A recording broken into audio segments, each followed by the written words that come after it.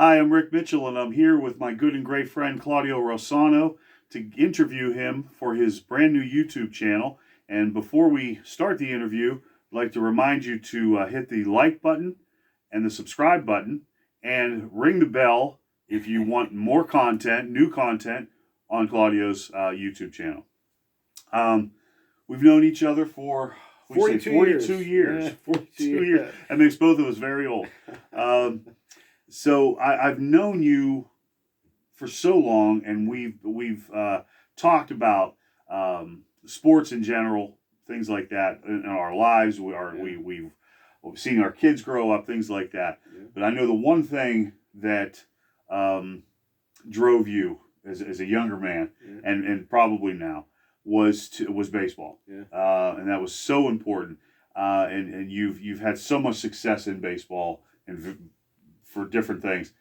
Tell me how you got started in baseball. All right. First of all, he talks about how long we've been friends.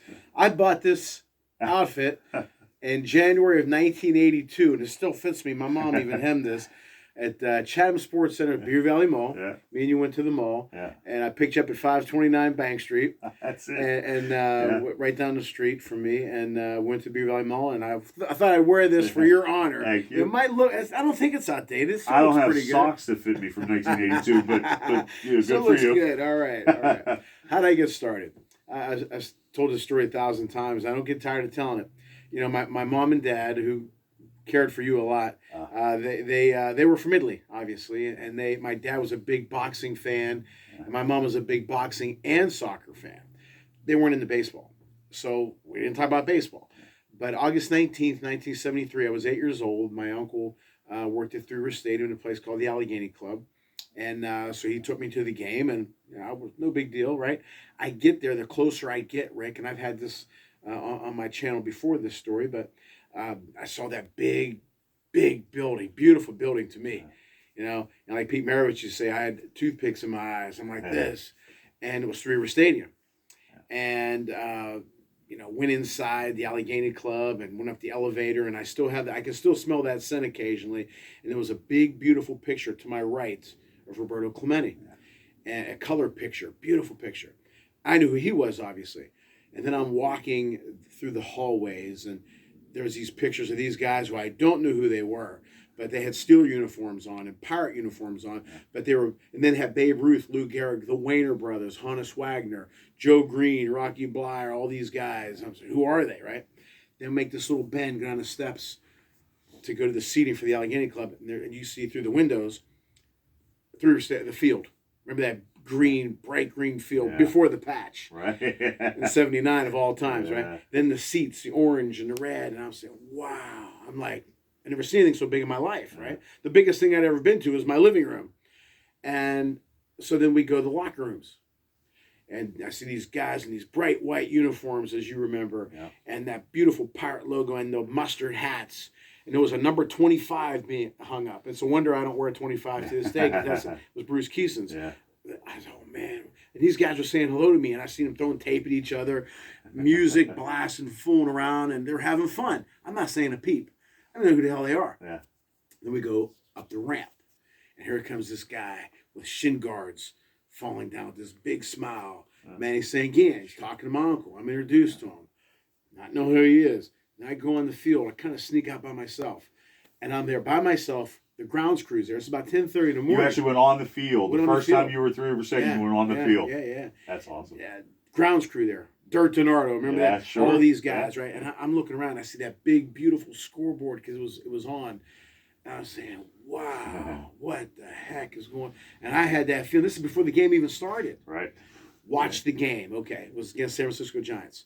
Then I go home. Didn't say a word on the way home, right? And obviously, I live in the same house I grew up in.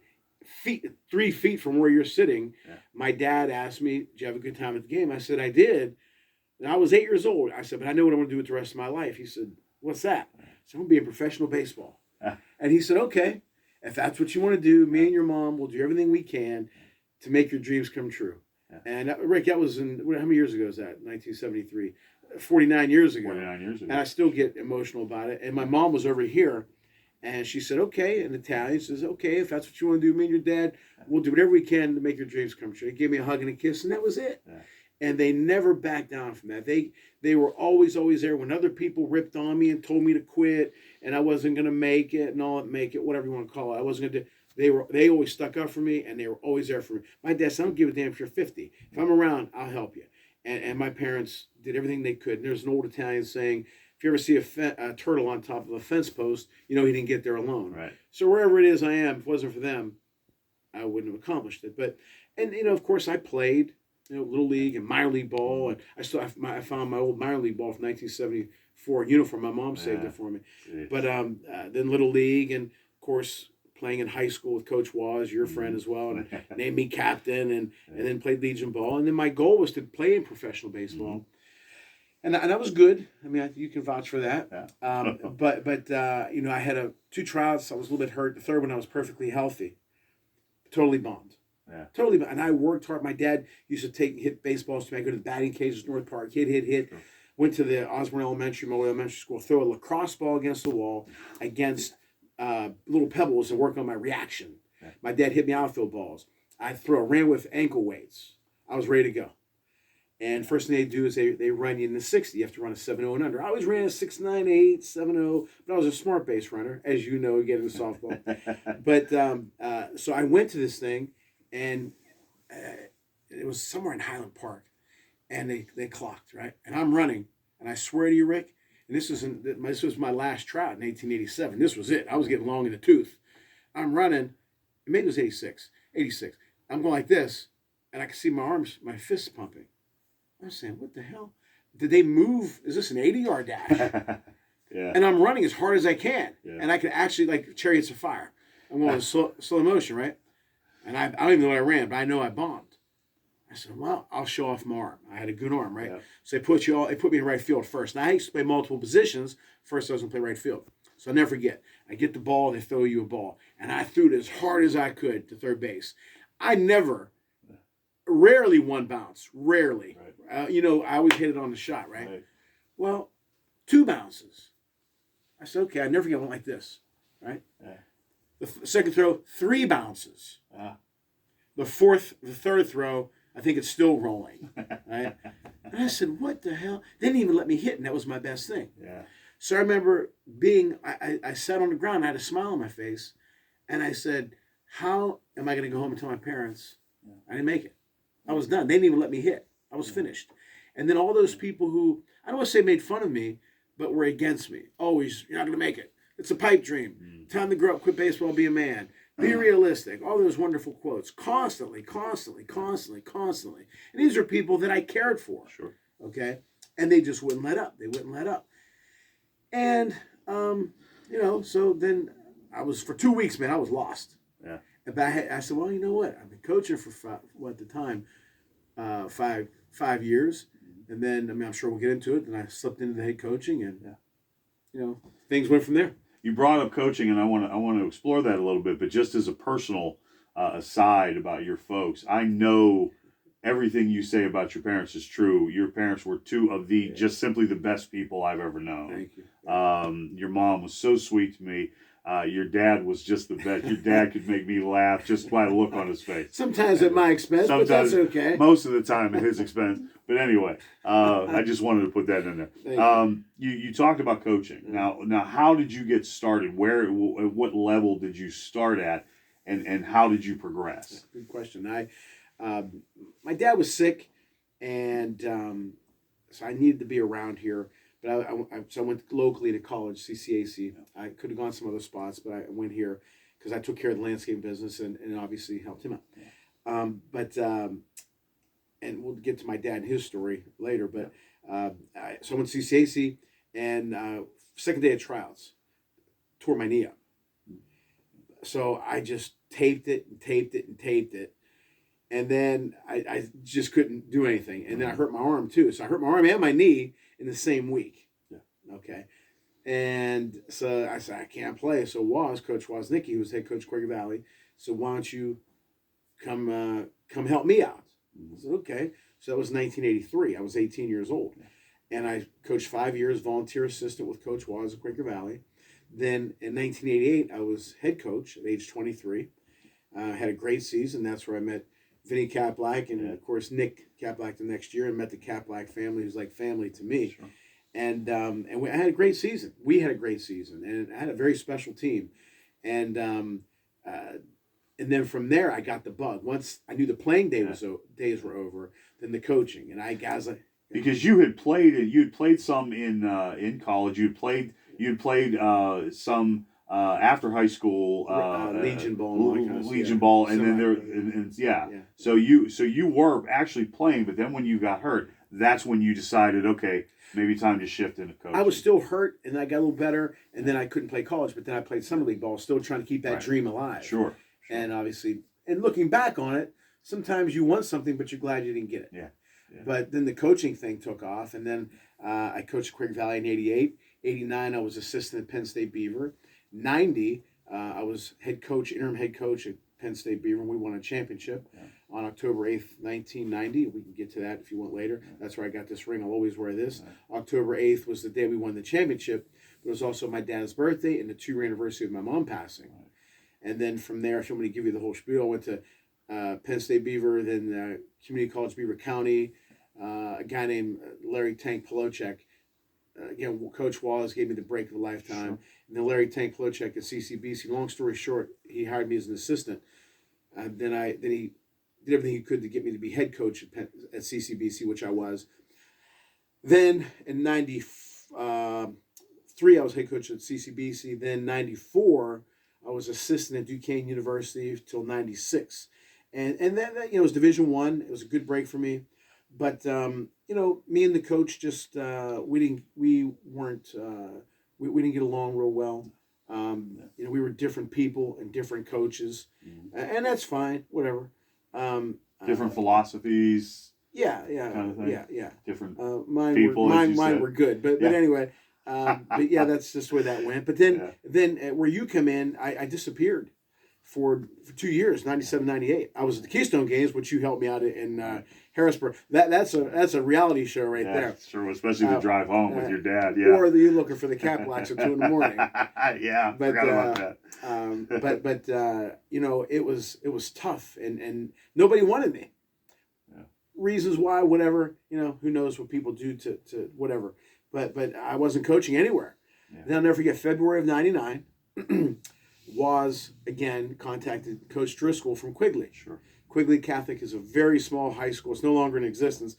Very small high school in Baden, Pennsylvania, which is about 7-8 miles from here. Sure. And I said, go talk to Coach Driscoll. So Coach Driscoll was great, right? And he said, well, I'd love to have you with your experience and how you are, but I'll never forget. He says, this isn't going to change your tax bracket. $800 a year. Yeah. I said, $800 a year. I just come back from Division I, disappeared for 2 years, and I talked to you, and you told me, hey, you're not doing. What are you doing now? I said, nothing. You make any money now? No. What are you doing in baseball? Nothing. Take it. At least you're in that realm. You're in that world. Yeah. Remember that? Yeah, sure do. And so I took it in February of 99. Had 2 excellent years there. Yeah. Really enjoyed it. Then from the coaching, so I wanted to do something in pro baseball and coaching. Now let me go back. After 1990, we win that championship. Never forget. I'm on the top of the dugout steps. We were winning at the time 13-0. Games in the hand. Last game, win championship. There's a state college football stadium, agricultural building, space in between. I look in between there. I said, I'm 25 years old. First year as a college head coach. Just win a championship. Yeah. The pro teams they're going to bust the doors down. I didn't get a pro offer until 11 years later. Yeah. Right? So I tried, and I have 100 and some odd rejection letters that I kept. Yeah.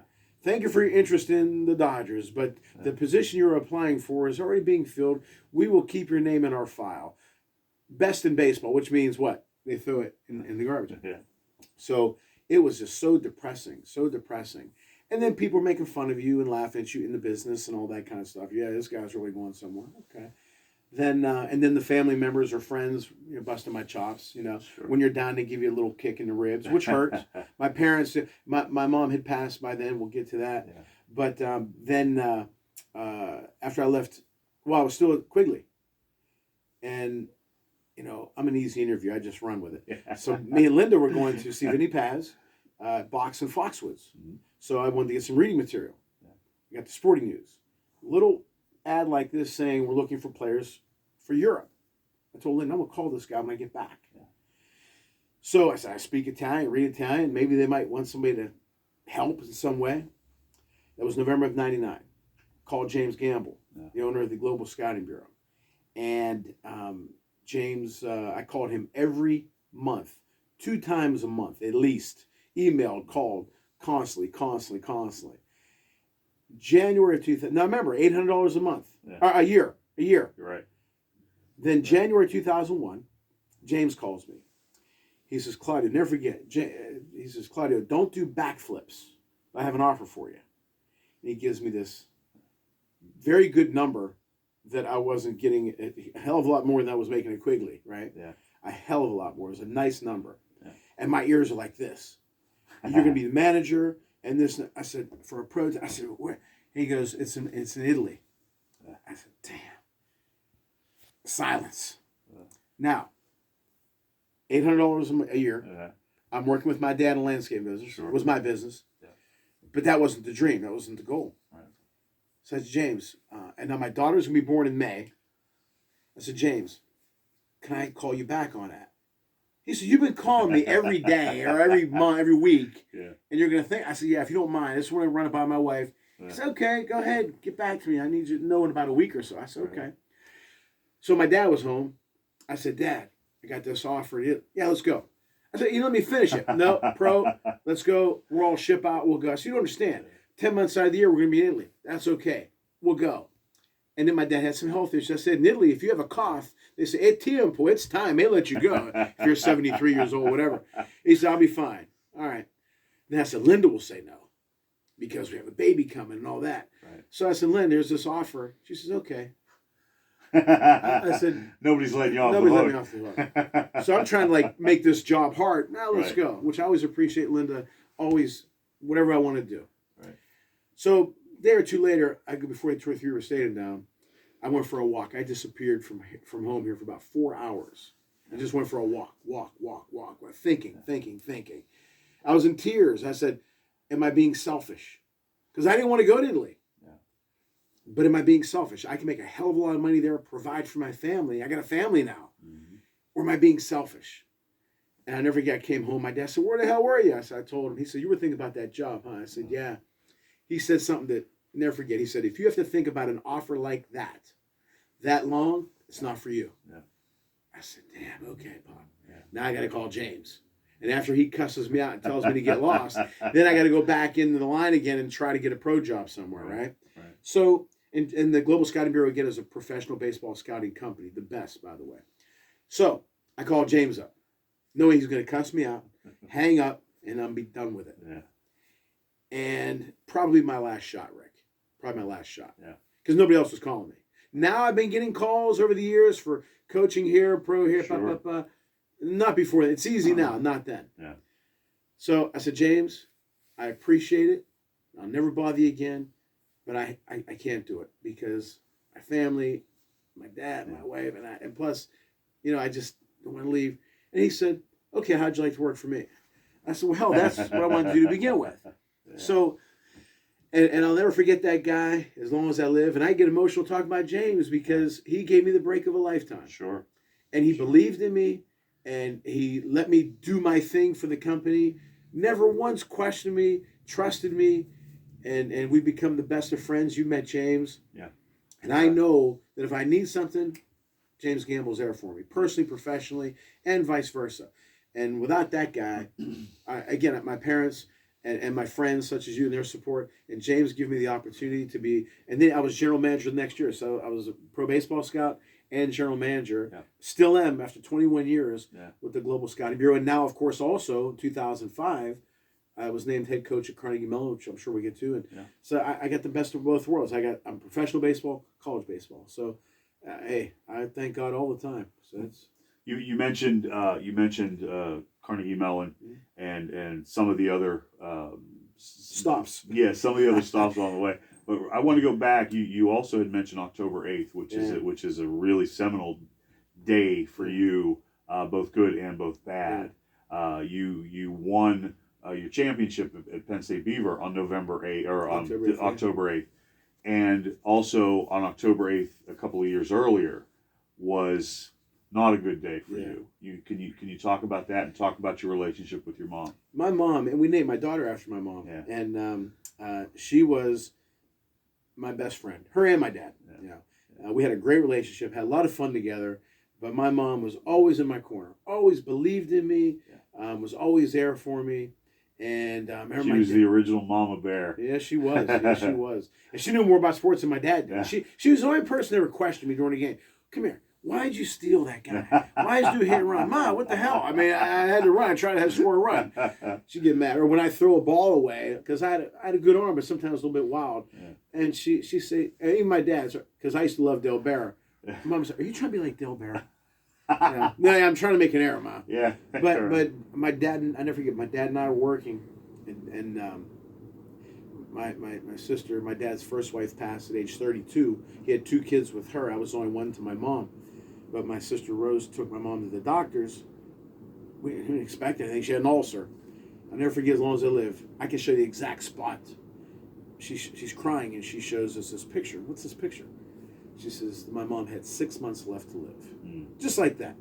I said, what? It's like me, Rick, talking to you right now, all of a sudden punching you and walking away. Right. So we fly home, and I never forget as long as that. My mom was sitting on the porch steps on the right side with this blue sweater, had the most peaceful look I've ever seen on her face. Yeah.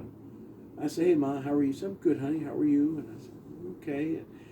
And she never once complained. Never. She just did whatever she could to take care of us. She was worried about us. We were worried about her. And it was 6 months of hell. 6 months of hell. And I remember we used to go to chemo, and she'd read the sporting news, and we'd talk sports and stuff like that. And I'll never forget one time, Jim Valvano, who was a friend, unfortunately, I mean, he's known now for the Jimmy V Fund, but he was a champion NC State basketball coach who was an idol of mine and a friend. My mom we had the old black rotary phone. Jimmy called her to check up on her. We didn't have answer machines back then, in 1988. So my mom got up and she answered the phone. She said, "Hello?" He said, "I'm so sorry, to bother you." She said, "No," because she picked up. My mom loved Jim, and she loved Chuck Knox, who's another hero of mine, friend. Yeah. And I still have the phone. Within 3 days, Jim sent a cordless phone, an NC State cordless phone. Cordless phone. Yeah. But anyway, my mom fought like hell, was in a coma. They said she's not coming out. I remember laying with her and talking to her. She did come out. She was good for a little while. Then on October 8th, around 4:40 a.m., I was sleeping next to her. My dad woke me up. He said, "Claude, she's not breathing real well." And she was in a coma. She woke up, Rick, and her eyes got dark. And they went like this. And she woke up. And she said in Italian, she says, "I don't want to leave you. You still need me." And that was it. And she passed away. And boy, that killed me. That killed me. A half of me died. Yeah. But I promised her. And then I got to tell you this: at the funeral home. Yeah, I'm crazy. I remember things, And there's the podium here where you sign your name. Sure. Your flowers were over there. Yeah. I remember your flowers. Yeah. And I remember this idiot relative of mine comes over, and he goes, because he used to always say, "It's time to quit baseball, grow up and be a man." At the damn funeral.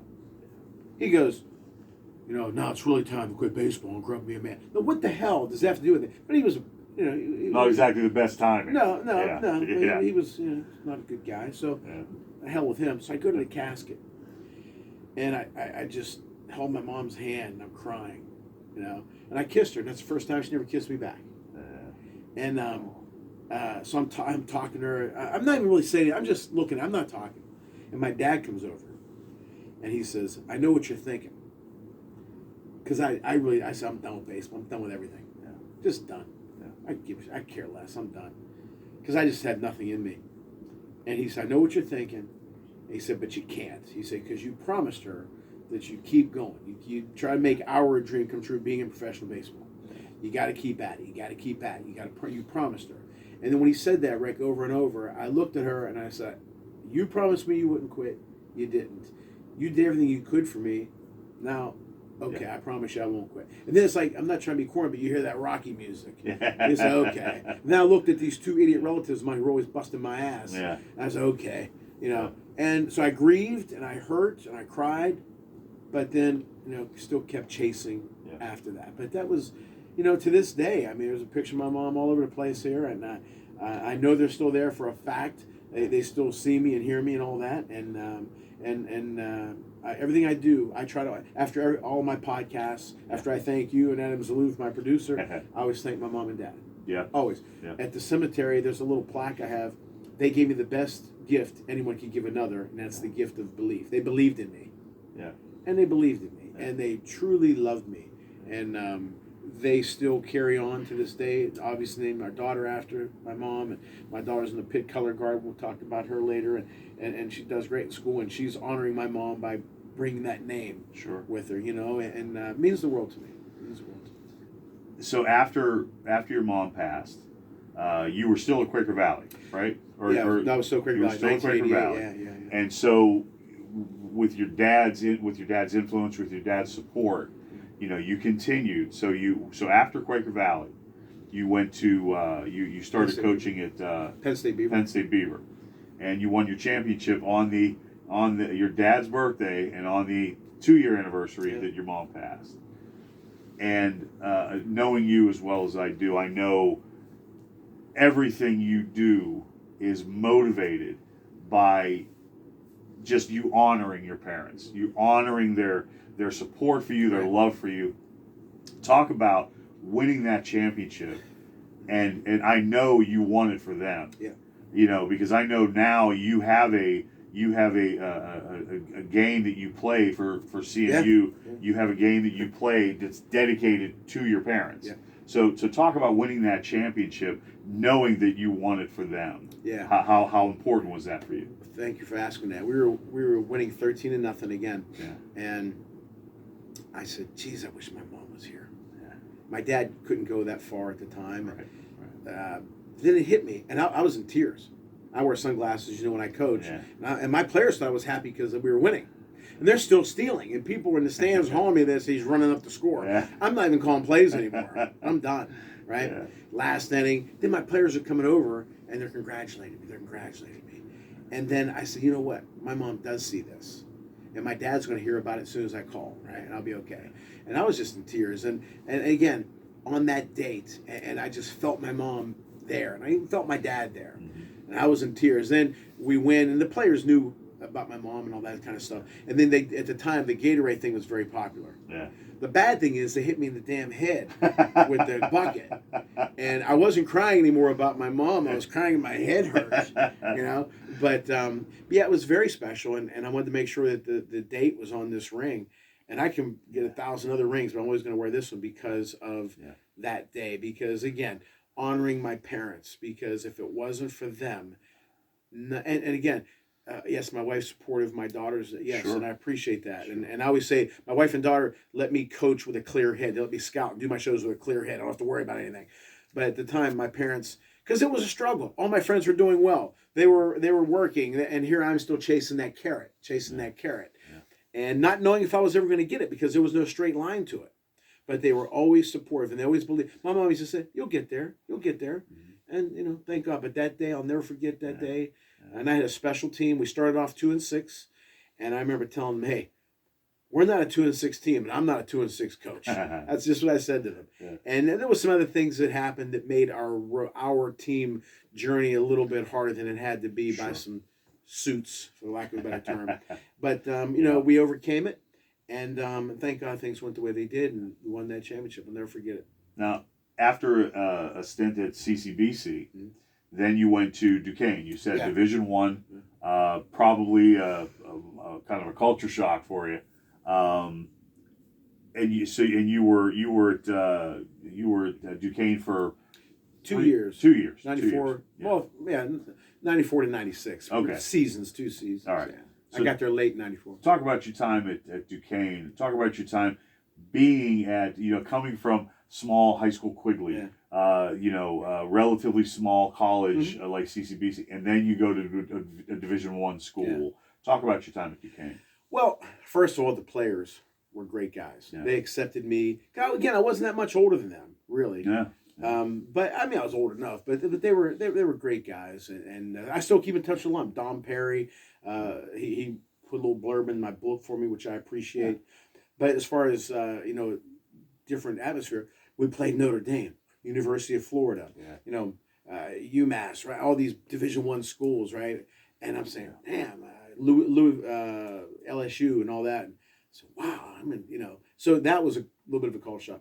My time there, again, was difficult because, again, it just wasn't a good marriage between me and the coach. Now, the assistant coach, Coach Norm Fry, great guy, loved Coach Fry, was super with me. I learned a lot from him. The other coach, like I said, the head coach. Yeah. There's no law that says you have to like Claudio or get along with him or agree with him. Right. Even though it's probably a good idea.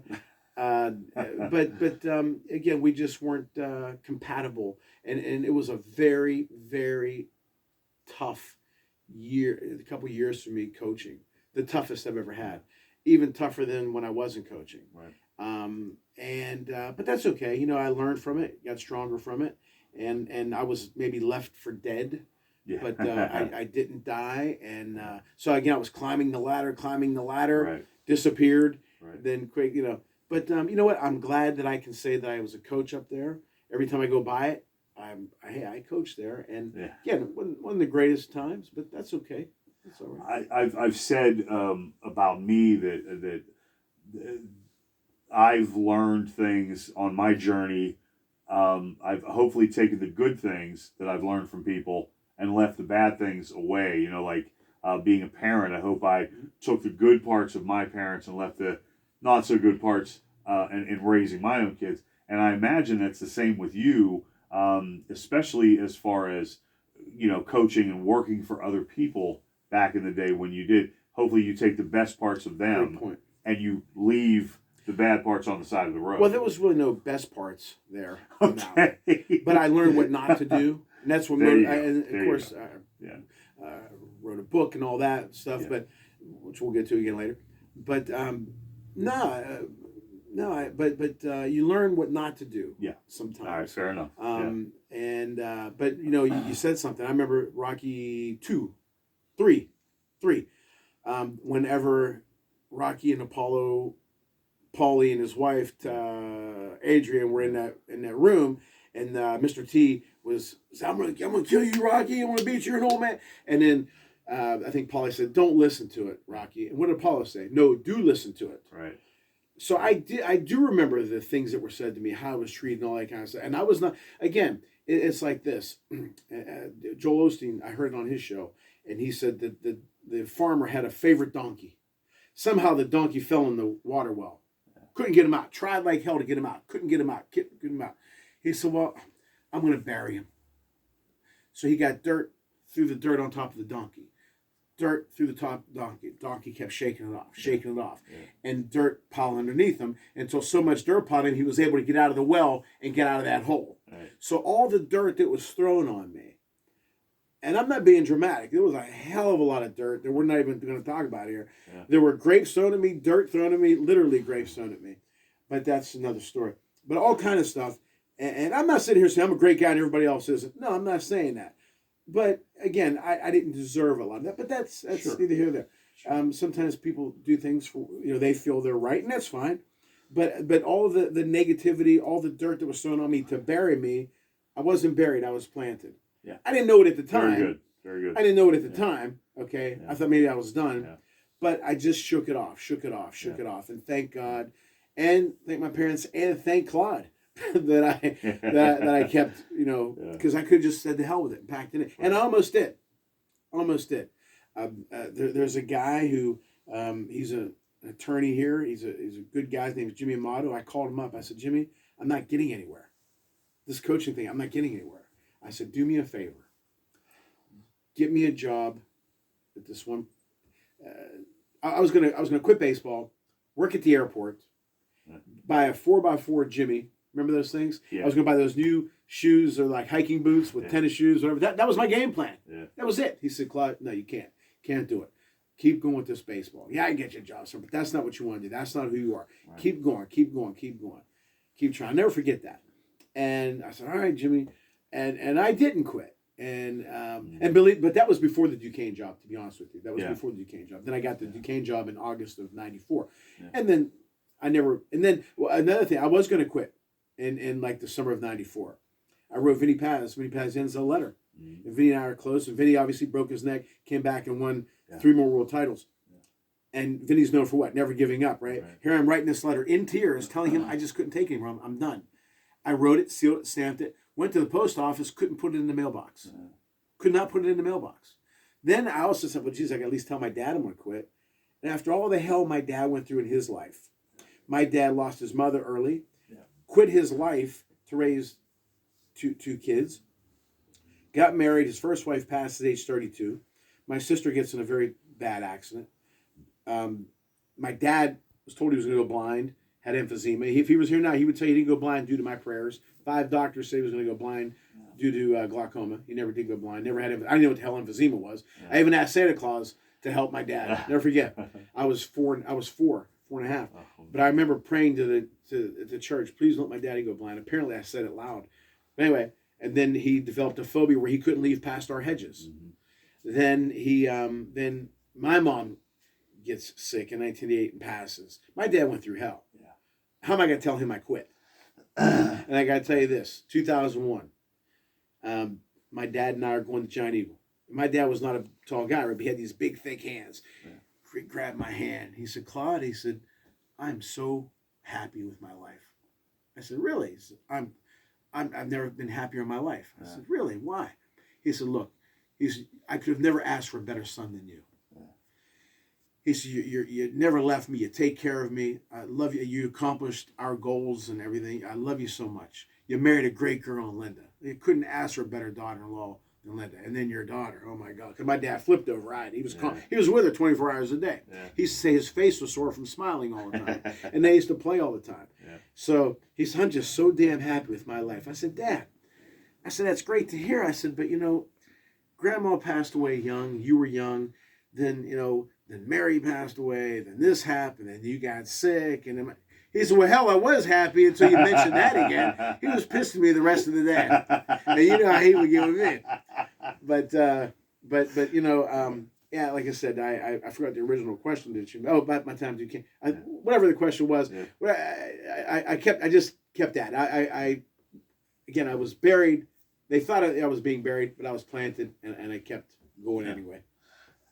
Let's go forward a little bit further. You mentioned James Gamble, the Global Scouting Bureau. Talk about that relationship a little bit more, and talk about what you do there and what you have done. And the things you've accomplished. Amazing things with the Global Scouting Bureau. Talk about that. I have James, first of all, is one of the best people out there. Period. He will do anything, and he has, not just would. He has done things. And they've turned on him. He's done a lot for people. Yeah. I'm talking about financially, got them medical assistance, got them jobs. He always says, first time I met him physically, he said, I want to be Santa Claus to people. Yeah. This is before I fell asleep in Atlanta. You know me, I fall asleep all the time. Yeah. But he was telling me how, but James, he was a great son, great everything. And he's a great friend. And it just means everything to me. And as you do, and Vinny, and Nick, and Eric Jackson, I'm very blessed to have. I was with Joe Barry this morning. Bobby Farrington calls. So I'm blessed to have great friends. Names from the past. That's right. But James and I are extremely close. And the company, what we used to do, it's a different model now. We used to run trial camps all over the country. Yeah. So what I would have to do is I'd have to call Atlanta. My first camp was in Atlanta. Just randomly call Jason. Just set up a camp. Wherever you want. Okay. Can you help me? Just set them up. I said, that's your job. That's why I hired you. I said, okay. So from Quigley to pro, right? So I called this place in Atlanta. I said, can you mind if we ran a pro baseball trial camp? Sure. So, okay, these are the dates. Now I have to promote it through radio interviews. We didn't have podcasts back then, or Zoom, right? And I sent press releases all over all over every place. We were in Atlanta, Rhode Island, Los Angeles, Phoenix, Pennsylvania, Ohio, you name it. We've been to Los Angeles, all over the country, Arizona. If I remember how much you traveled back then. Yeah. So I'd set up the camps, promote them, then I would scout them, evaluate them, and that's then we would sign them to pro contracts. Which was I got to tell you a couple stories. One time, because sometimes people want to be smart. They say Alex Rodriguez is coming to the baseball camp, right? Well, this one was John Henry Williams, who lived on Ted Williams Boulevard. Yeah, okay. Well, who shows up at 2002 in New Jersey trial camp? John Henry Williams. 6'4", good looking guy, looked like Rock Hudson. I said, damn, that's John Henry Williams. Rick, I was from 10 feet from him during he was taking BP. Exact same swing as Ted, that corkscrew swing. I got like chills, right? Except he was righty. Well, long story short, James calls me. He said, Claudio, we need a named player to send to a league that our company developed, mostly James, 90% James, the Southeastern League. So we got a guy here, John Henry Williams. He said, he's really there. I said, yeah. So I signed John Henry Williams to a pro baseball contract. And let me say this to you. I said this on my station as well. July of 99, I'm at Quigley, right? And making $800 a year. And there's the All-Star game from Boston. And they had this great ceremony. Current All-Stars. Then the old legends that we grew up watching, right? Sure, the Reggies and the Lou Brocks and all those big dogs, And I'm watching, starring all those guys. No, they had Pete Rose. They had the greatest, whatever the hell it was, the greatest 50 of all, greatest lineup of all time, whatever it was, right? Okay. And I'm watching this ceremony, and it's like current days and all these guys I grew up watching, and I'm getting that feeling. And then Ted Williams comes in a golf cart out of center field, and he tips his hat. And the place goes crazy. And his son, John Henry's in the car. And he's waving everybody and everything. And I start getting depressed. I did. I said, I'm about as far away from my goals and dreams you can possibly be. No offense to Quigley, but $800 a year at Quigley is not the next step to professional baseball. So I'm just depressed, right? Well, fast forward a couple years later, I signed that kid. Isn't that crazy? How things can happen in life. I signed that kid. And there's a section on my YouTube channel, Things Can Happen in Life, so check it out. But I signed that guy. But James, and now we still sign players all over the country. All over the world. Obviously, Major League Baseball, independent, overseas, Asian market, Colombia, Venezuela. We send them to winter leagues. Teams call us, hey, we need a shortstop. Bang, you got him. Right. Or if we see a player, we start shopping them around, whatever level we feel we can play on. We're accurate. We have great, great scouts. And again, James, the Italians have a saying, the fish stinks from the head. If it's bad up top, it trickles down. But if it's good up top, it trickles down. And James knows more about the workings and the infrastructure and the nuts and bolts of professional baseball, not just Major League, the whole 9 yards, more than anybody. And we had some great scouts, the Rodriguez brothers, who signed millions of players. And I just shut up and listened. I knew I was a good scout that first event in Atlanta when we're supposed to evaluate a player on 20 to 80 Major League Baseball rating scale, right? I said, geez, if I think this guy's a 40 and they think he's a 20, I'm done. Or vice versa, right? They'd say 35, I'd say about a 34. They'd say 34, I'd say about a 34. So I was good. Everything was good. I said I knew I was good. Sure. But again, James gave me the opportunity of a lifetime. I get emotional. So one time, I'll never forget this. In 2016, I got into a pretty heated argument with a family member, for lack of a better term, and I never snapped on this guy ever, and he always just put me down. Did a lot of good things for me too, but put me down, and finally I blew up on my porch. Just blew up from here. Just came out, and I just lost it. Then I told him all my accomplishments, and you said I wouldn't do anything. When I say all my accomplishments, you know better than anybody. I'm not bragging about anything because it's a quick trip from the penthouse to the outhouse. But I let him have it. Then I went in my backyard and I called James up in tears, and I'm talking about heavy. He said, "Claude, what's the matter?" And I couldn't talk. He said, "Something wrong with Linda or Ida?" I said, "No, hold on a second." He said, "What's wrong?" I said, "I just wanted to thank you again for what you did for me, because they said the best revenge is to live well, and to be able to have done what I've done. And even though it isn't that they didn't believe in me, they didn't want it to happen. There's a difference. There's a difference. Right. Oh, they wanted you to have a backup. No, they wanted me to be a backup. Right. But how many players have you signed to pro contracts? James always wants me to put my name to the 3,000 that we've signed. Okay. Me personally, that I've actually seen maybe 62, 63, which is a lot. Which is a lot. Yeah. But again, But you had a hand in that 2,800, 3,000. I was a part of the company. Okay. Yeah, I mean, right. I was fair like enough, the 20. I mean, there's guys Now's not the time to be humble. Well, but James, has his hands in all of it, and like I said, when we send a player somewhere, damn know that he's good. Now they may blow it; it ain't our fault. Yeah. Our evaluations, I've seen some other evaluations. Yeah. Wow, we're good. We're honest. We pick up things in a heartbeat, and as our camps, James tells all the people who are there, if we want you to make it. If you don't sign, we don't sign. We hope you go somewhere else and sign. Right. So I told you that one Ted Williams story. So again, I signed Ted Williams' son. One time we were in Miami for a camp, and we had some studs there. Right, no catcher, not one catcher. Yeah. So I was the young scout. I said, "Claude, you catch." Said, oh man, my knees are shot as it is. Yeah. These guys were from Latin America, and they were taking it easy on me. Nice guys. Yeah. And then James and this guy Ruben, and it's on tape. James has on tape. Ruben says, no, throw as hard as you can with some movement. I said, all right, man, And these guys, whoom, and these balls are going right. And I'm swearing after every pitch. Every pitch. I'm going, me. Yeah. I swear. But we just had a lot of different things happen at these camps. This one guy came to the camp. He was maybe about 40 years old. Yeah. And let me just say that when everybody was warming up, he was by himself. He didn't talk to anybody. Okay. He came over to me. He says, I'm going to play professional baseball, and you're going to sign me. And I said, okay. He was a big guy. I said, if you're good enough, I'll sign you. So I'm going to play. I said, all right. He was one of the worst players I ever saw. Right? But I said, I ain't telling him that. Right. So I put on the reports, this guy, 20 to 80 Major League Baseball scale, 58, 60, 70. Roberto who? You know what I mean? Reggie who? Right. This guy ain't nothing compared to this guy. Right. He said, what do you think? And this guy sucked. Yeah. He was bad. Yeah. If we could have given him an 18, we'd have given him an 18, right? Yeah. I said, you're good. I'm telling you. Here's what we're going to do. We're going to put your name out there for everybody to see it. Okay, that's all I can ask for. Because this guy was crazy. Yeah. So I tell James, hey, when you see our reports, don't think this guy's ready for Cooperstown.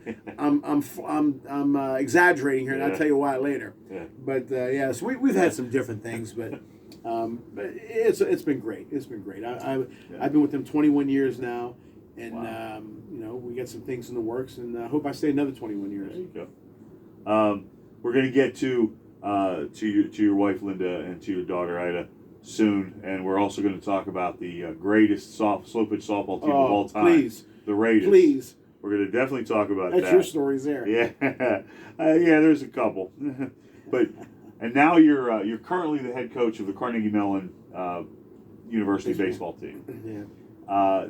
Talk about that journey, because I know that was that it's different for you because it's not a school that you can really do much recruiting because of just some of the circumstances and things like that, and yet you are the winningest coach in CMU history. And Honus Wagner was a coach there too. Honus Wagner was a coach there too. Carnegie Tech, yeah. Yeah. So talk about that. Talk about that journey. Well, let's cut through it, Rick. I'm one of the greats, and that's what you've always told me. But no, in all honesty, I got a call in late April of 2005 from a kid named Dan Green, who was did a little apprentice thing with us through the Global Scouting Bureau. So again, Global Scouting Bureau connection there. Great kid. He's doing great things now, but he said, Claudio, I'd like you to talk to the people at CMU and all that. And long story short, I didn't jump at it. Yeah. So I'm scouting professionally. Everything's going good. Dreams have come true. Yeah. Everything's good. But the honest truth was, CMU had not had a winning season in 40-some years. I said, I don't want to go there and get my head kicked in. Right. To be honest with you, when I coached at other schools, that was the first school we would call for non-conference games because we beat them. Yeah. Then they called me up again. I said, you know what? I'll take it. They said, is there anybody you can refer? And it just came out. I'll take it. I'll interview for it.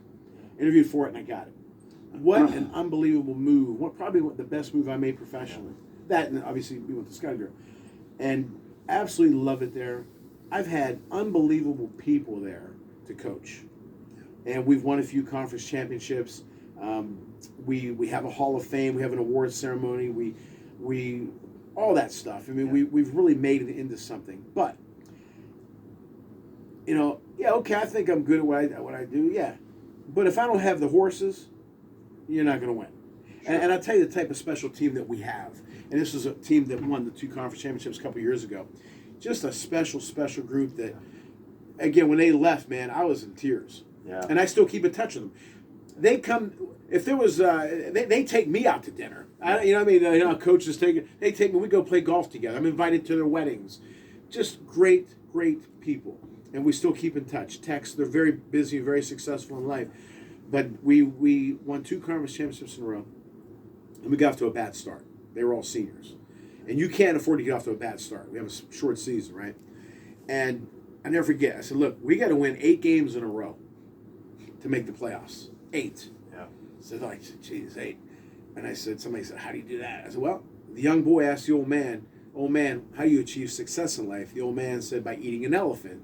The young man said, how do you eat an elephant? The old man said, 1 bite at a time. Yeah. When we broke the huddle, they didn't laugh or snicker. No. When we broke the huddle, from that day on, you know what the break was? Instead of team or win or tartans, you know what they said? Elephants. Yeah. I said, this is not only a special team, but a special group of people. And again, I'm like Dick Vermeil. Yeah, right. But what special people I've had, but that group in particular. Now we didn't play since October 19 because of COVID and everything, and I have a new team, a good group of guys. We got off to a great start last year, young team, and going to Florida soon. And I tell you, I thank God I've been there 17 years now. I hope I get another 17 years.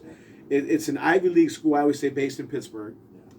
Great education. You write your ticket when you're gone there. Sure. And just unbelievable people that I am so grateful to coach. Sure. And like I said, I hope I can sneak in another 17 years. Yeah. Now, during this kind of time with the Global Scouting Bureau and CMU, because one of my next questions was going to be the people that influenced you, the people that were that important to your life. And we've already talked about your mom, but another sad day. You lost your dad. Mm-hmm. Talk about that, because I know I knew your mom a little bit, not that well, but I knew your dad pretty well. And we had a terrific drive home from the Keystone games when he was in the backseat sleeping. Your dad and I had a great 3-4 hour conversation. So talk about your dad, because I know how much your dad meant to you. I told you all the things he went through. And one time we were in front of the clock here in Swickley, and I asked him, I said, how did you go through all those things?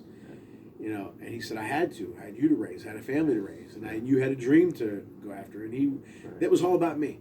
It was all about me. I mean, obviously the other two, too. He did everything he could for them, too. Sure. But not was my time. And they were older than me, 12 and 10 years older than me. Everything was me. Yeah. And need money, buy a new glove. Here's shoes. Get a bat. And I don't need shoes. I'm good, Dad. Here. And then my mom would say, here, take 20, just in case there's an elephant out there who flies and you want to buy him. The Italians.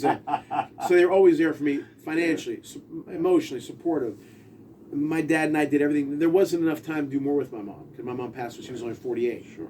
My dad and I went to boxing matches. We watched boxing matches. We go to boxing matches. We go fishing, target shooting, go for walks. We were always together.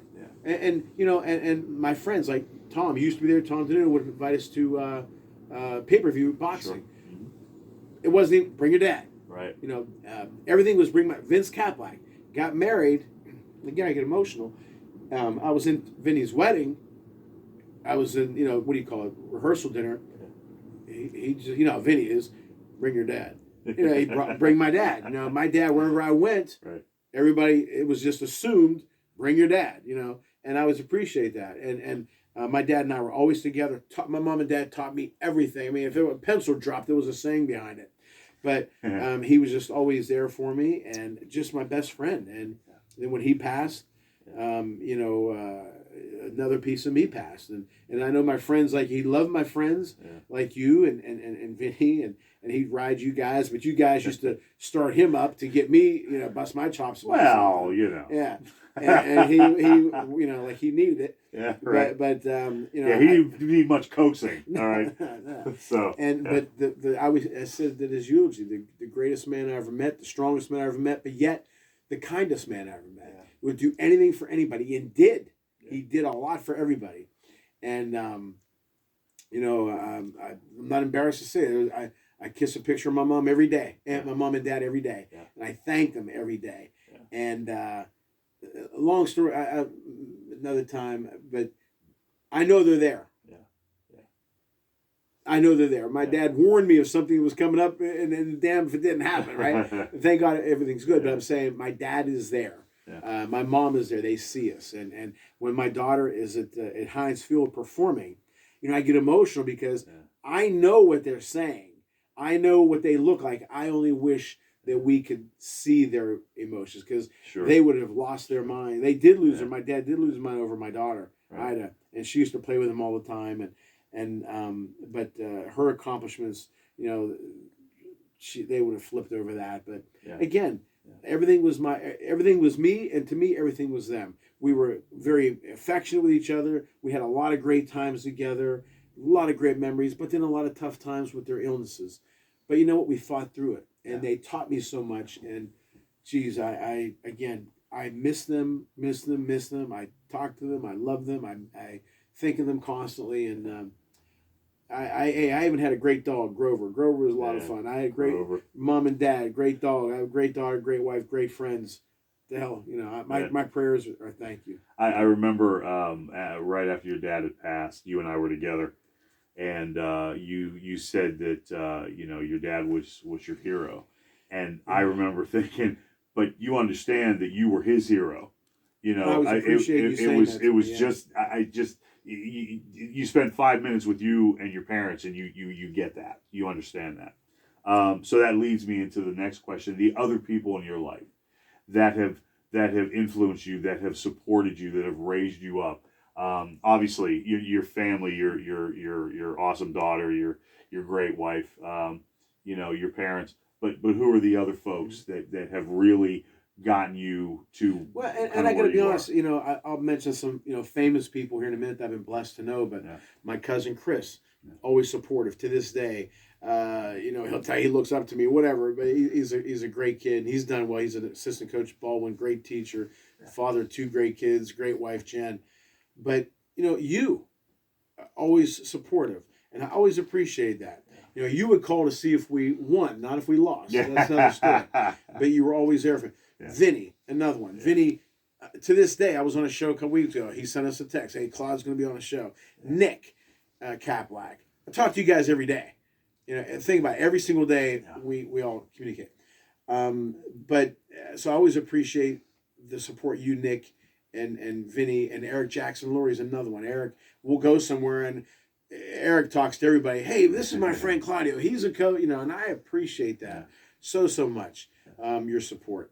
Like I said, I was with Joe Barry this morning. We've had a ton of fun. And Bobby Farrington calls me, hey, how are things?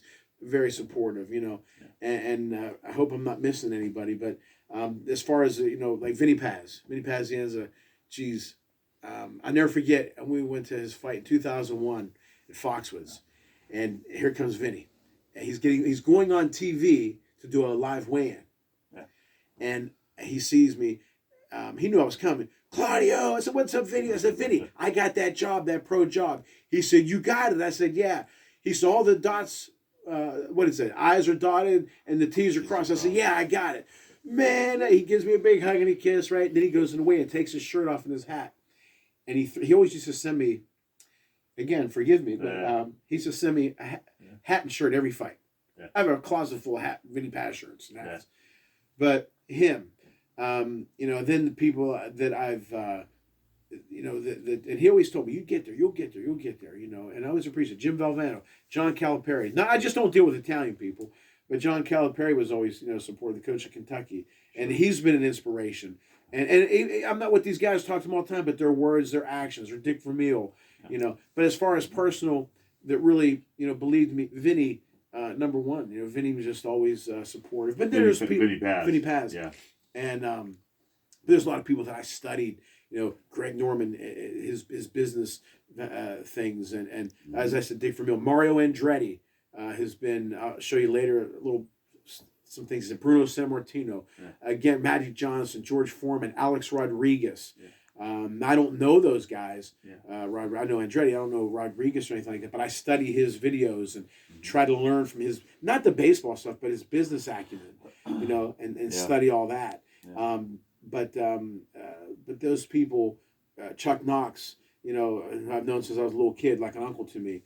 But there's so many people who've had influence in my life that you try to emulate, or some of the things that they do, I can do that, or you just try to be like that guy in a lot of ways, And Donnie Lalonde, former light heavyweight champ, has been so supportive and such a kind man, very smart guy. He's an inspiration.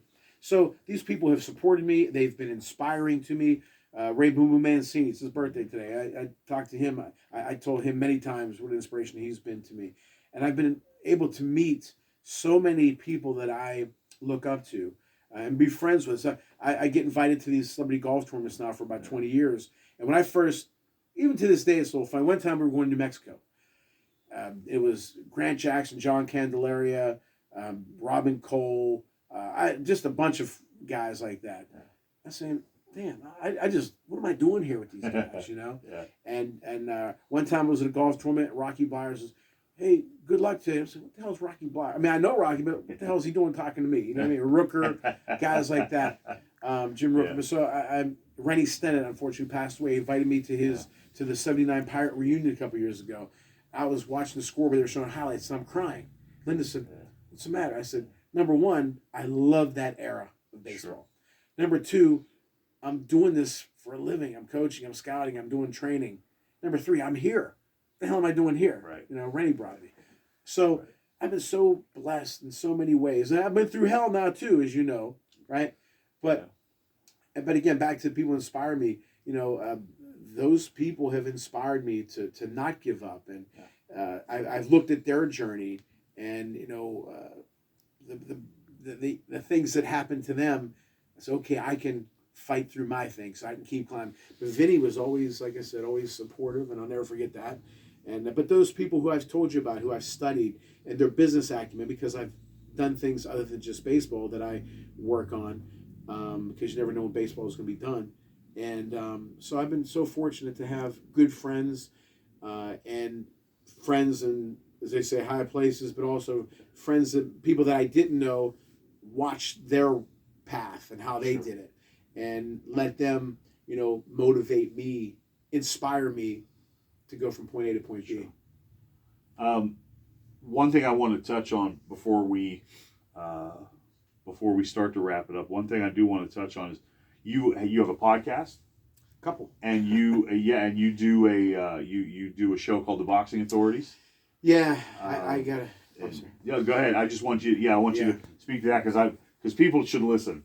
People should listen because they're both tremendous shows. Thank you. You're a part of it as a guest, and you do the openings and the intros. And that's the outros. My honor to do that. But people really should listen because it's great talk. It's great sports talk, and The Boxing Authorities is boxing.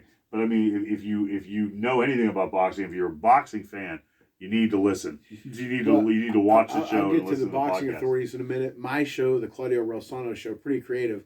I've interviewed legends like Mario Andretti, Ken Griffey Sr., Roman Gabriel, Rennie Stennett, the people you get. Al Oliver, Sid Bream, Jim Rooker. I can go on and on. Paulie Malignaggi, Vinny Paz, Donnie Lalonde, Robin Cole, Rocky Blyer. And then I've interviewed you and Nick. And I love doing your show. And it was so much fun. And you've come on numerous times. And then again, at the end of that show, I always thank my parents. So I've been doing that for about 3.5 years. I have a great producer, Adam Zaloof, unbelievable guy. Adam's great. And then, and thankfully, we have sponsors for that show, which is good. It's how you get paid. Then I do another podcast called Monday Night Impact. Mark Mancini, who has Mancini Media, great guy, does a ton of shows. That show is more business, leadership, motivation, life. It's a half-hour show every Monday, although it's on today at 4 o'clock. But anyway, great show. You can listen to both those shows on my website, claudiorosano.com. Then I do.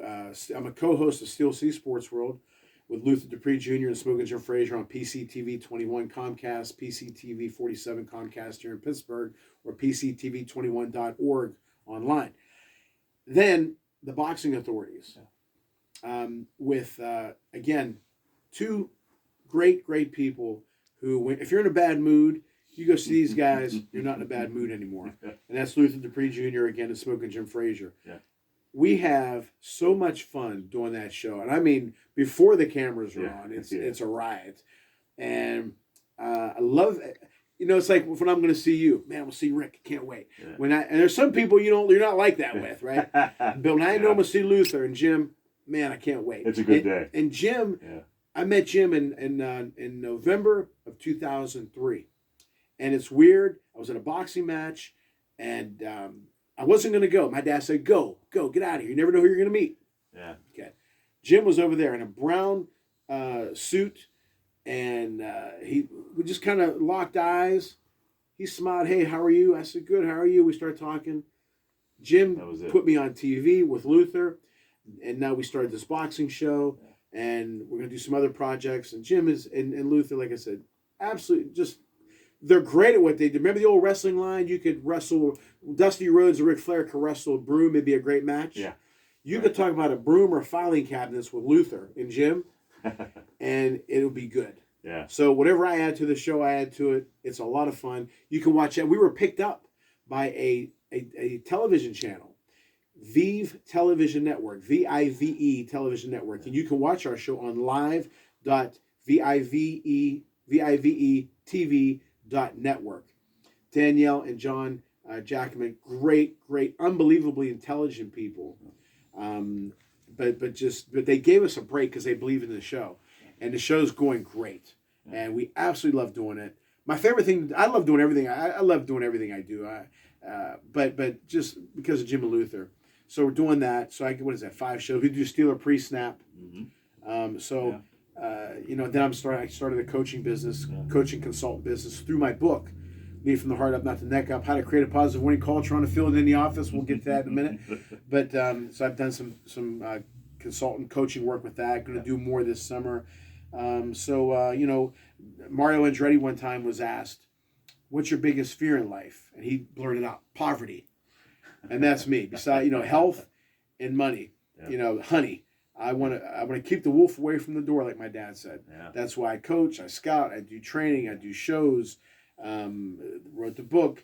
I'll even do heart surgery. You ain't gonna make it, but I'll do it if you pay me. I'll do whatever. But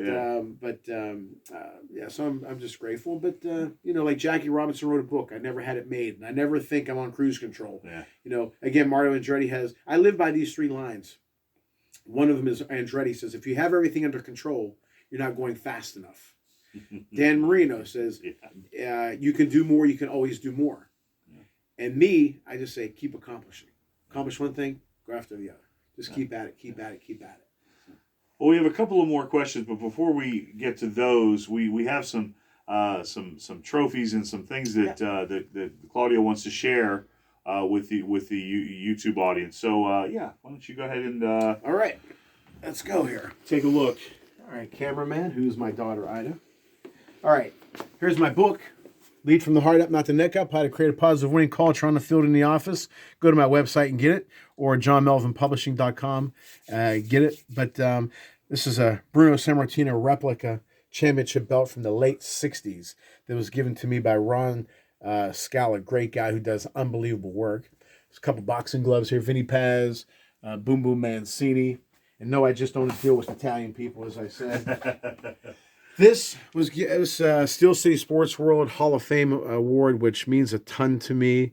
Whenever you're honored, it was May 17th, 2014. My daughter, who introduced me for the award, that was her birthday. Is her birthday. Then here, autographed helmet, Roman Gabriel. Chuck Knox sent me 1977 LA Rams. Joe Namath autographed helmet. Linda got me this nice Yankee thing, and of course Roberto Clemente, one of my heroes there. And this is a Willie Starger Lifetime Achievement Award. Again, thank you, Luther Dupree and Smoking Jim Frazier. And here's some little statues here. Dan Marino, Bruno, Kurt Warner, Roberto Clemente. Then over here is some pictures of some great guys. Rennie Stennett down below there. Grant Jackson, Rennie. My daughter and I at a golf tournament. Me, Ray Mancini, John Calipari, Vinny Paz, bunch of Vinny Paz.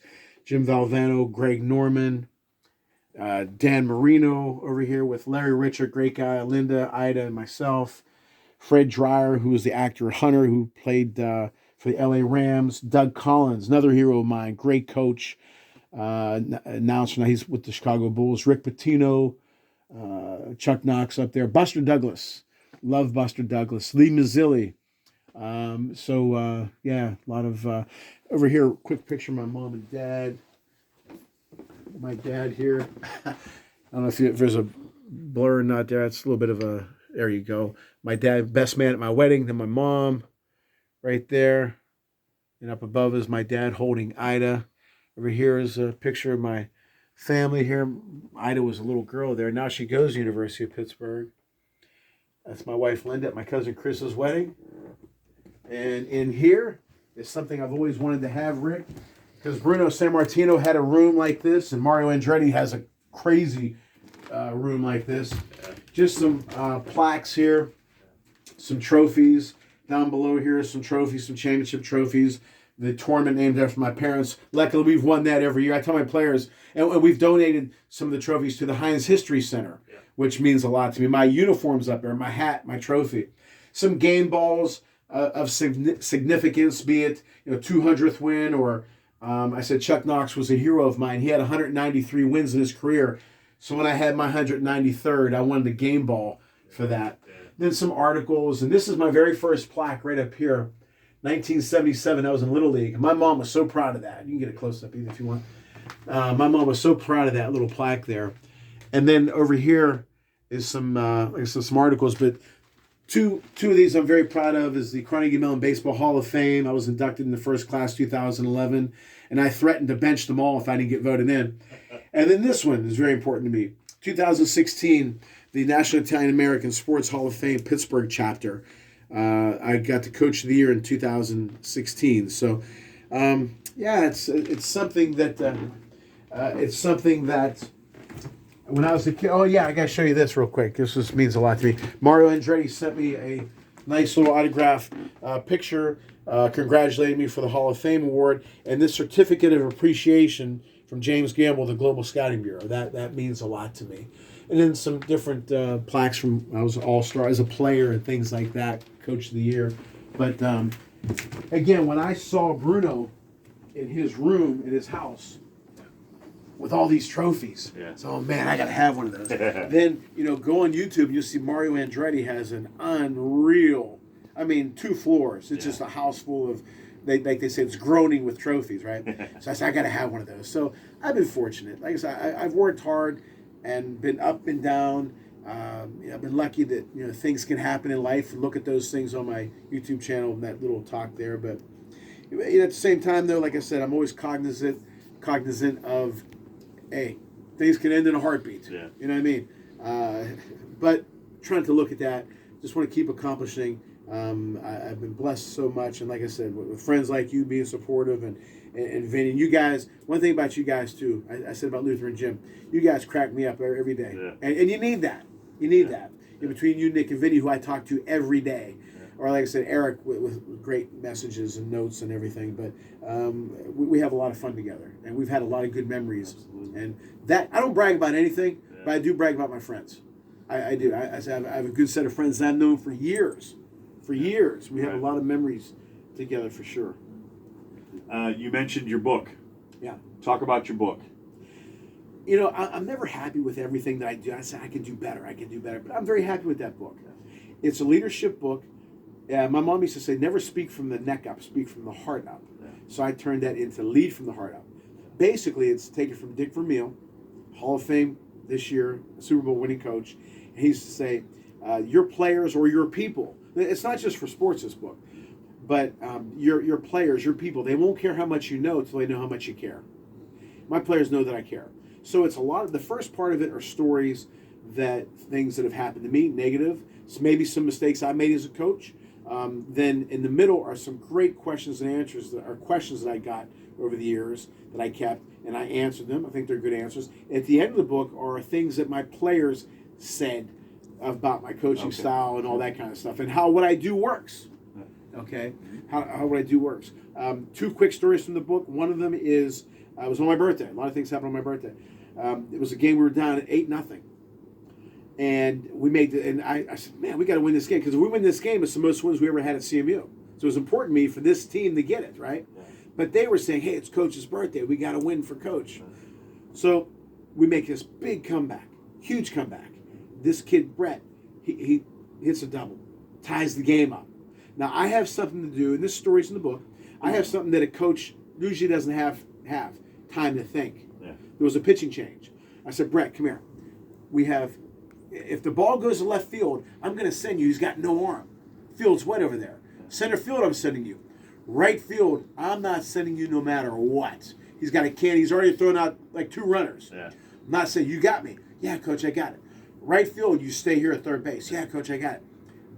Plus, we have number 2. We have the meat of our order, the heart of our order coming up. We're in good shape. We're going to win the game. We're going to be the game-winning run. We're going to win the game. Most wins ever. And it's your birthday. Yeah, I know. We're going to win. Do not, if it goes right field, you stay here. You got me, Brett. Brett, yeah, Coach. Well, what happens? Balls hits right field. What do? I send him.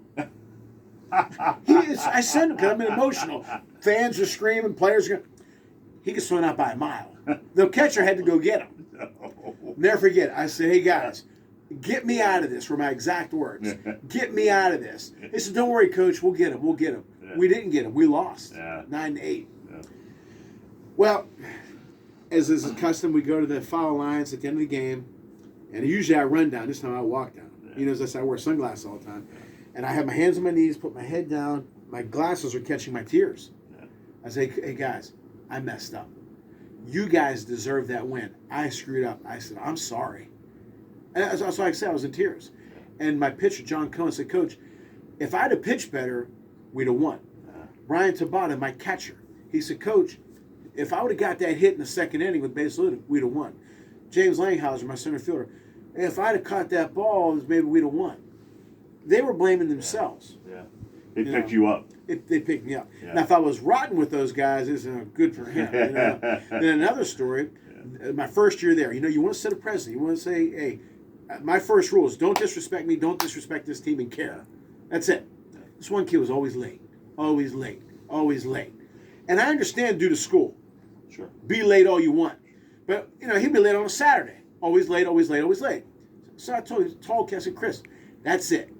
I don't want you late anymore. I said, it's just not good. It's a bad look because starter's not, he's late all the time. You're a senior. That's it. No, Coach, I'm sorry. You're right. I'm wrong. I will not be late again. I said, Chris, I'm being serious. You've been late every single day. I've had enough. Okay? If it was for school, it's one thing. But it's, Coach, I promise, shook my hand. Coach, I will not be late anymore. So, all right, Chris. Next day, it's a Saturday. We have a game. We have to meet at 9 o'clock.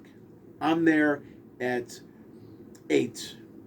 I'm there at 8. The team has to meet at 9. We're leaving at 10. I'm there at 8. Chris is there dressed, ready to go. Yeah. He's there before me. Nobody's there before me.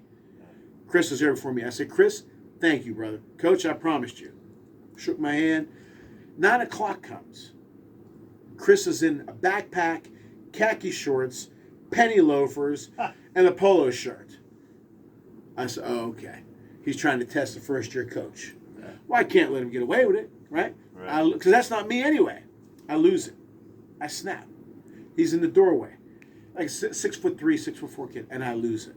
And I'm snapping on him. Yeah. Don't you ever disrespect me, but you promised me, and I trusted you, and damn it, and I'm losing it. Then, for whatever reason, and this kid's just staring at me. No emotion whatsoever, none.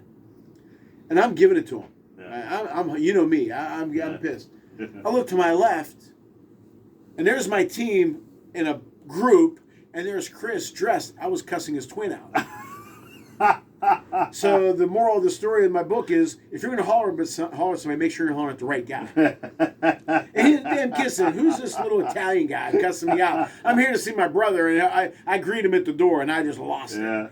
the hell is he? That's great. You know? That's But great. it's a great book, and I've had some great, people CEOs who have bought it say, hey, I like what you said. I'm applying it. It's working. And like I said, I started a coaching consultant business, and basically it's all stemming from the book.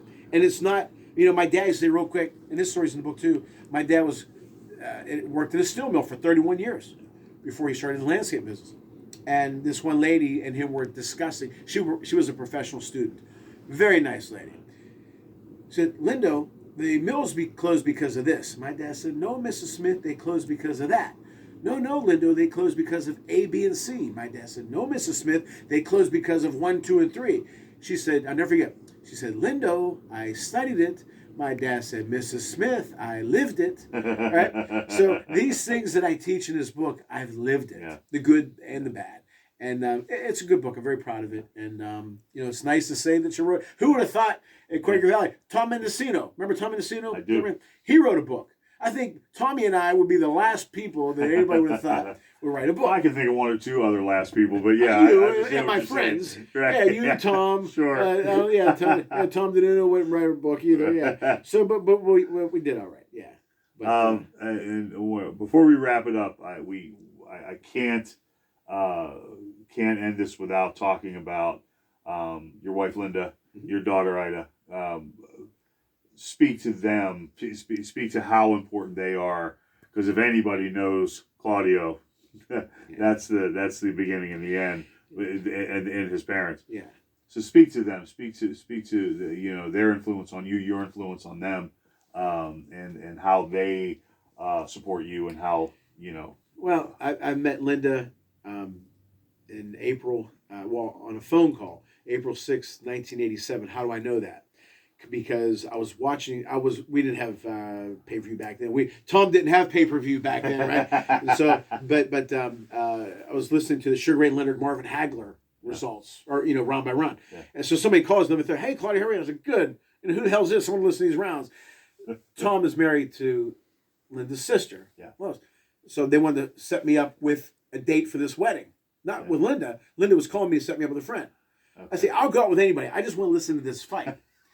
So met Linda at this wedding, and she flipped over me, and and we, we there will be time for rebuttal, Linda. Yeah, we fell for each other. We got married in 1994, and again, Linda gives me peace of mind whenever I coach, scout. I don't have to worry about anything. She takes care. I think she was a great daughter-in-law. She's a great wife, my best friend. Couldn't ask for a better. She met my mom once. But I wish they would have, but known each other better. But Linda's July of '93, I was at Dave Vaccaro's wedding, David Hope Vaccaro's wedding. We're at the Fez, which ironically, me and Linda ended up having our reception there. Yeah. And I don't know why, Rick, it hit me. I said, you know what? I don't think I'm gonna get married. I'm just not, which is fine. I'm okay with it. Yeah. But again, because Linda and I, we dated, and then I broke up with all that garbage. She'll bust my chops about that. I don't want to hear about it. But we got together in '94, a year later. And again, best decision I ever made. Yeah. Great girl. Again, we've known each other since we were kids and love Linda to death. Then our daughter, Ida, again, like I tell her all the time, if the Lord would have said, write down exactly what you want about a kid, I couldn't have come up with her. My dad always used to say, "Oh, you're the greatest son in the world." Thanks, Dad. But he just didn't hear about some of the stuff that we did, right? But you know what? Ida doesn't do any. She's a great student, honor roll in high school, dean's list at Pitt, and she's a captain of the color guard. Yeah. It's so great to see. I'm not nervous. I'm nervous during my games, but more nervous whenever she comes out. Yeah. Does her thing, and she has such passion for it. And we're very, very close. We have a lot of fun, all three of us. Yeah. I mean, one time me and Ida we go for walks all the time in Swickley. She said, you know what? We're the loudest house in Swickley. We have fun. We have fun. And she's a great girl. Could not have asked. You come by it honestly, Ida. She's taping this. Yeah. She probably didn't press pause on it. But she's a great girl. And again, my prayers are pretty much. What else can you ask for? Yeah. You know, you have great family. Listen, great dog, great parents, great wife, great dog, great friends. People that I looked up to growing up. I'm friends with. I'm playing golf tournaments with. You know, again, I've had my share of very, Sure. very tough ass times Sure. and hard times, and but you know, you survive them. You something kicks in, your faith, whatever, it kicks in, and you look back on it and say, how the hell did I go through those tough times? Yeah. But you get through them, and sometimes I lean on you or whatever, you know, and but yeah, I'm blessed, and couldn't ask for a better wife, a better daughter, or friends, and or a better softball team to play on. That's a lead in. Okay, the last subject we're going to tackle. We had to keep this for last. The greatest softball team in history. Without question. The Raiders. Without question. Raideaz. And you came up with that. Yes, I did.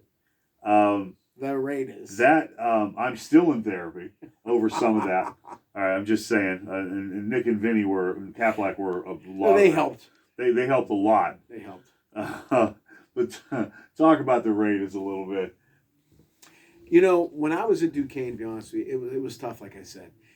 And I'll never forget the last game we had at Slippery Rock. I drove from Slippery Rock, or that I got dropped off all the way to North Park. And I got the game-winning hit. You did. But anyway, as soon as I got this, oh, man, there's my boys. Felt good. Yeah. And we had so much fun, so many great memories. That should be that'll be on my YouTube channel. Just me, you, Vinny, and Nick talking about that. And all the craziness that we did.